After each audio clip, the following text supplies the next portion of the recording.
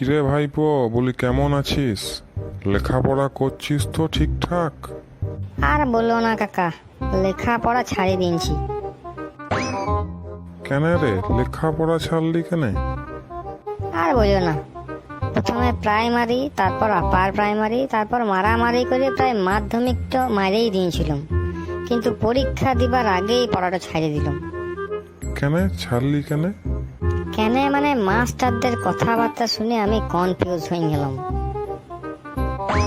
কেন কেন মাস্টার আবার কি করলো?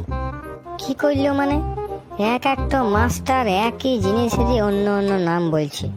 জিনিস একটাই, এই মাস্টার বলছে ইটোর মানে এই, ওই মাস্টার বলছে ইটোর মানে ওই, সেই মাস্টার বলছে ইটোর মানে সেই। খুব ইন্টারেস্টিং ব্যাপার যে রে। তো কি জিনিসের মানে বলছে ভাইপো মাস্টারগুলা? মনে করো শব্দটা হচ্ছে সেল। সেদিন ফার্স্ট পিরিয়ডে বাংলার মাস্টার লক্ষণের শক্তিশাল পড়াইছিল, তখন বললে সেল মানে আঘাত। সেকেন্ড পিরিয়ডে বিজ্ঞানের মাস্টার এসে বলছে সেল মানে জীবকোষ। থার্ড পিরিয়ডে ফিজিক্সের মাস্টার বলছে সেল মানে ব্যাটারি।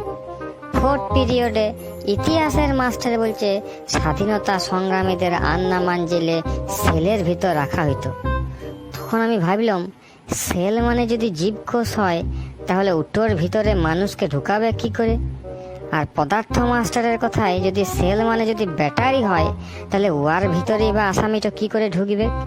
তখন দাঁড়ায় পড়ে প্রশ্ন করলাম, স্যার সেল মানে কি? স্যার বললে সেল মানে জেলের ছোট কুঠুরি। আবার ফিফথ পিরিয়ডে ইকোনমিকের মাস্টার এসে পড়ে বলছে সেল মানে বিক্রি। সে গেল। আবার সিক্স পিরিয়ডে ইংরেজি মাস্টার এসে পড়ে বলছে সেল মানে মোবাইল ফোন।